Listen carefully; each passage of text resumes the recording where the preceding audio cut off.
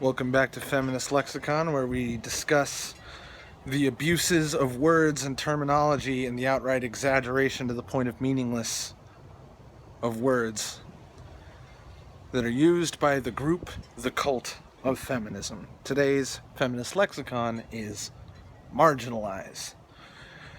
There is no more abused term in all of the feminist lexicon than marginalized. Not rape, not violence, but marginalized. Marginalized is the base of the pyramid. Marginalized is the foundation upon which the progressive stack is built. Marginalized is all of intersectionality, the house of cards, the plot of sand that is built on. It is built on. And that is because what is marginalized has the right to oppress. What is marginalized has the right to attack. What is marginalized literally has all absolution from sexism and racism, classism, heterophobia, which sounds weird to even have to say, but it exists, as well as cisgender phobia. I'm sure there's a tighter word for that has not been invented yet, but it is a thing. Because where the feminists set up the dichotomy between the oppressed and the oppressor, all means are justified, and no end is defined. And yet the end is always justified by the means, whatever the end is. Because you see, because I am white, for no other reason, because I am white, I am an oppressor. Because I am male, I am definitely an oppressor. If I were a black female, I would be immune to accusations of racism or sexism. I would be qualified as marginalized and oppressed, and would have the right to scream at total strangers and threaten them, as we saw in Missouri, as we've seen in Yale, as we've seen at Dartmouth College. We have an extreme problem with racism, and it's not white supremacy, it's black supremacy. And of course, this should be limited to groups like Concerned Student 1950. It should be limited to the Legion of Black Collegians, or collegiates, however the fuck you say it. These groups that are based solely around skin color, with all motivations towards furthering their own power and power over other students, and especially the very fucking faculty and executors of the university they go to, as well as members of the press. They believe they have the right to literally violate people's constitutional rights, to violate the law in physically attacking students, as long as who they are pushing and attacking and illegally keeping out of public spaces are not black, or at the very least, not feminist or part of the group. And the reason why they're able to do all this shit is because they are bunny ears marginalized. Especially in the case of Yale and Dartmouth, and enough, at least with the case of the student Jonathan Butler in Mizzou, many of these students are upper middle class or out and out rich. Very wealthy, with families that are worth either hundreds of thousands or millions. In Jonathan Butler's case, tens of millions. But these spoiled rich kids believe they can take on the poor, the mantle of the poor of the streets of, say, Harlem or Chicago or New York, other parts of New York, Harlem's New York. They could take on the mantle of every black slave across the entirety of America's history. They believe they own that marginalization, that objectification.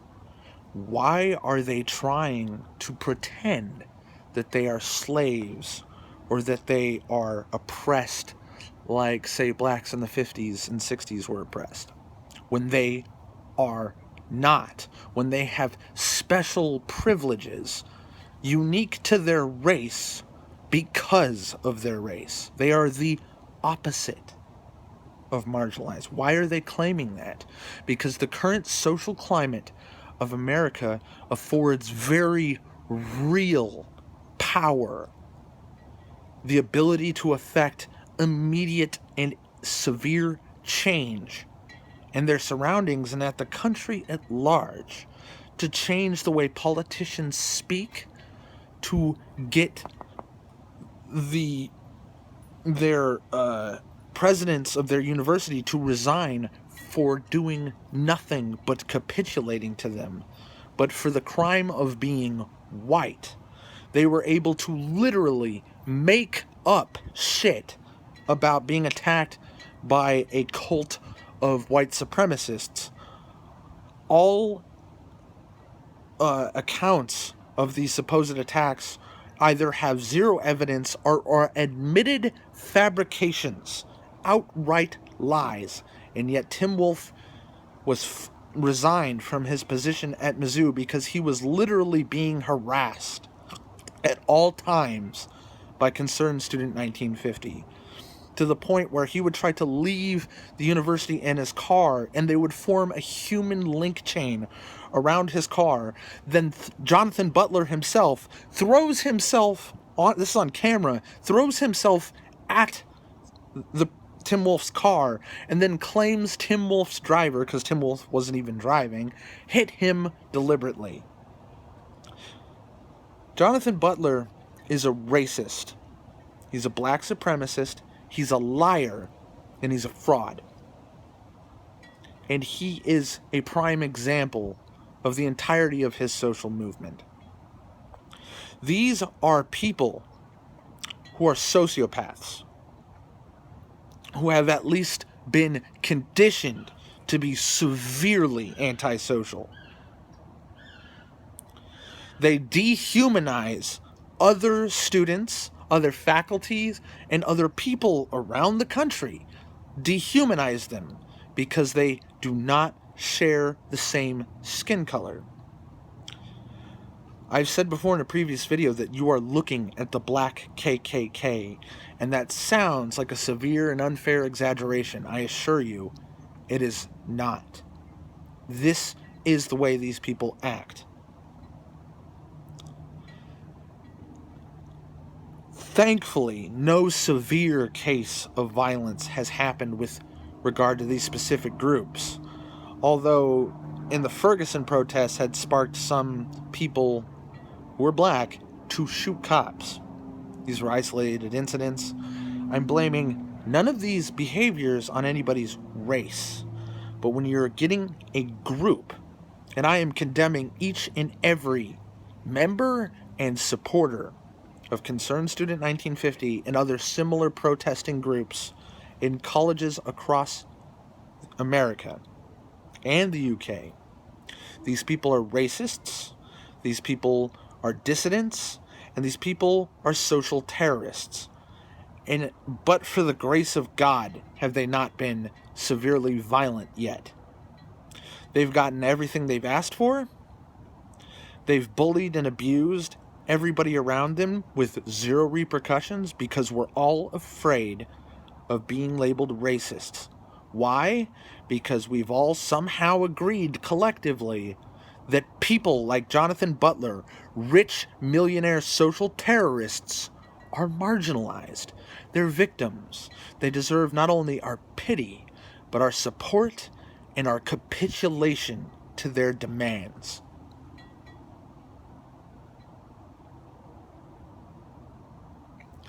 Tell me where I have this wrong. I'd sure like to be wrong. This shit should not be tolerated. These are antisocial bullies. When you saw the Asian reporter getting physically attacked and pushed and bullied by large groups of black protesters, as well as a white feminist staff of the college, these kids were laughing and giggling. Why? For the same reason that kids who get away with shoplifting laugh and giggle, or who get away with spraying graffiti or vandalizing property. They're getting a rush because they know what they're doing is wrong. They know what they're doing is abuse, and they know they can get away with it. And it's a rush. It's pleasurable. There is a very base and primal psychological play getting played out. We're allowing people to not only get away with being assholes. This is literally as simple as it gets. We're not only letting them get together as a group, break all the rules, and be total fucking assholes, but they're getting free shit for it. Money, university spaces, programs. They're getting to pick their own staff for these universities. They're taking over the fucking universities, and they're getting away with everything. And they're getting away with it directly as a result from being total fucking inhuman pricks. It's got to be a lot of fun. These aren't good people. Or these are good people who have been severely warped into taking pleasure and feeling righteous and doing horrible things. That's the best case scenario for this. Thanks for watching.